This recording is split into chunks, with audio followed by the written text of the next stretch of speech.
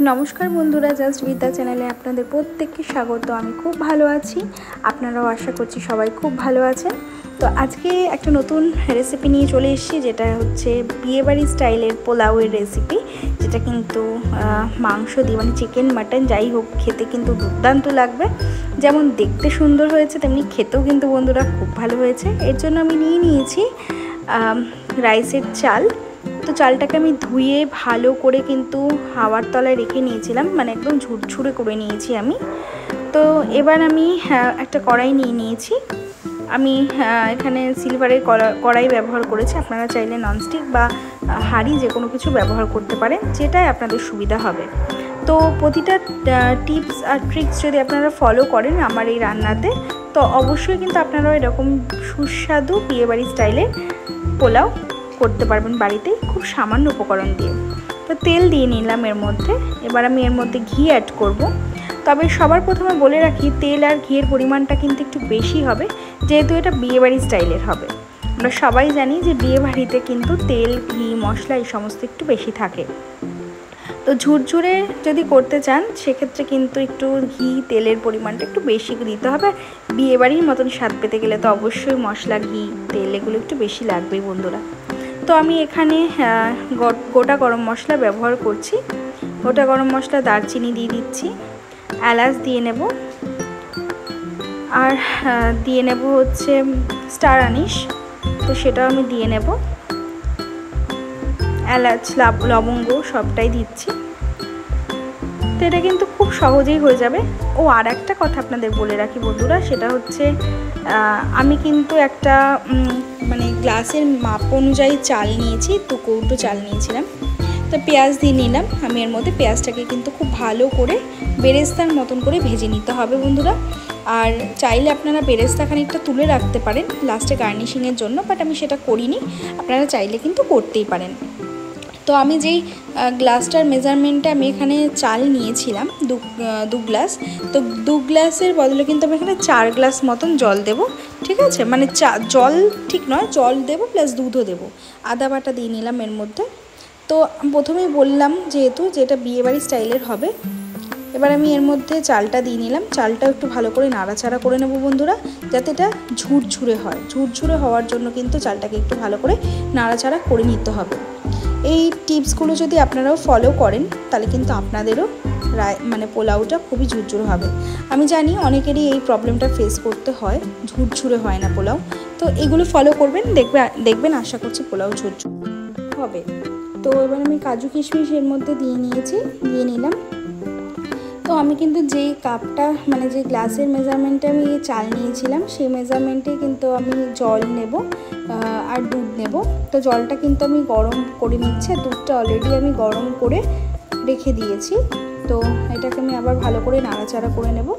একটু ভালো করে নাড়াচাড়া করে নিতে হবে, মানে চালটা প্লাস হচ্ছে এই কিশমিশ কাজু বাদাম এগুলোর সঙ্গে মিশিয়ে নিতে হবে। এই টিপস আর ট্রিক্সগুলো যদি আপনারা ফলো করেন আশা করছি আপনাদেরও পুরো বিয়েবাড়ির মতনই পোলাও তৈরি হয়ে যাবে, একদম বাড়িতেই ঝরঝরে পোলাও বিয়েবাড়ি স্টাইলে। খেতে কিন্তু খুব ভালো হবে বন্ধুরা, দেখতেও খুব সুন্দর হয়েছিল আর খেতেও কিন্তু খুব ভালো হবে। তো এটাকে আমি ভালো করে একটু নাড়াচাড়া করে নিচ্ছি। আর আমি জলটা তো সাইডে গরম করতে বসিয়েই দিয়েছিলাম। জলটাও আমি এর মধ্যে কিছুক্ষণ বাদে দিয়ে নেব।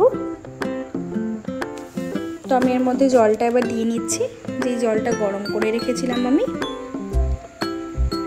দেখুন জলটা দিয়ে কিন্তু একটু নাড়িয়ে নিতে হবে যাতে চালগুলো কোনোভাবে দলা না পাকিয়ে যায়, চালগুলো যাতে ঝুরঝুরেই থাকে। তো একটু ভালো করে কিন্তু জল দিয়ে নাড়াচাড়া করে নিতে হবে। এবার আমি এর মধ্যে কিন্তু দুধটাও দিয়ে নেব, মানে ওই 1 গ্লাস দুধ বললাম যে প্রথমে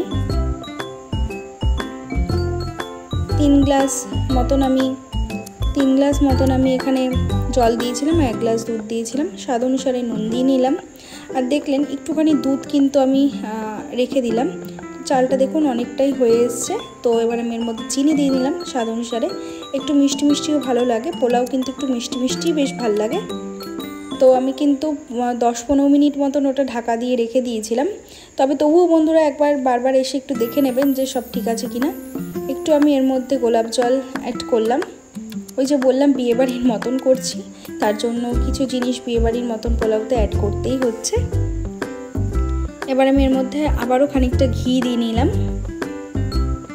আর একটু দুধ যে আমি আলাদা করে রেখেছি, ওই দুধটার মধ্যে কিন্তু আপনারা কেশর মিশিয়ে কেশরের জল দেবেন কালারের জন্য।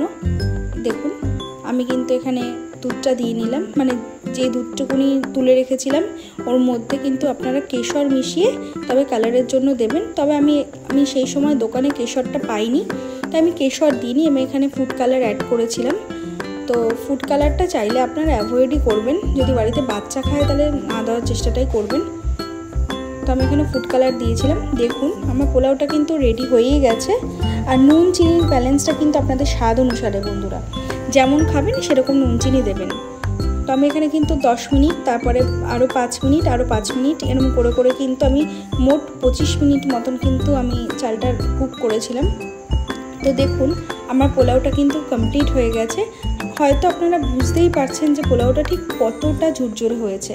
খুব ঝুরঝুরে হয়েছিল বন্ধুরা, খেতেও কিন্তু খুব ভালো হয়েছিল, একদম বিয়ে। আপনারাও বাড়িতে এই রেসিপিটা ট্রাই করবেন। আমি সম্পূর্ণভাবে যেমন করেছি তেমনই আপনাদের সঙ্গে শেয়ার করেছি রেসিপিটা, আর কি পুরোটাই শেয়ার করেছি যে কি করলে পোলাওটা ঝুরঝুরে হতে পারে বা কীরকম করলে বিয়েবাড়ির মতন স্বাদ আসতে পারে, আমি কিন্তু পুরোটাই আপনাদের সঙ্গে শেয়ার করেছি। এখানে দুধের ব্যবহারটা কিন্তু মাস্ট, যেটা বিয়েবাড়ির মতন ফ্লেভার দিতে সাহায্য করবে। তো আর ঘি, তেল অবশ্যই প্রতিটা জিনিস আপনারা ফলো করবেন, দেখবেন আশা করছি আপনাদেরও পোলাওটা পুরো বিয়েবাড়ির মতনই হবে। তো রেসিপিটা কিন্তু আপনাদের যদি ভালো লাগে অবশ্যই কিন্তু আমার চ্যানেলকে সাবস্ক্রাইব করতে ভুলবেন না বন্ধুরা। ধন্যবাদ।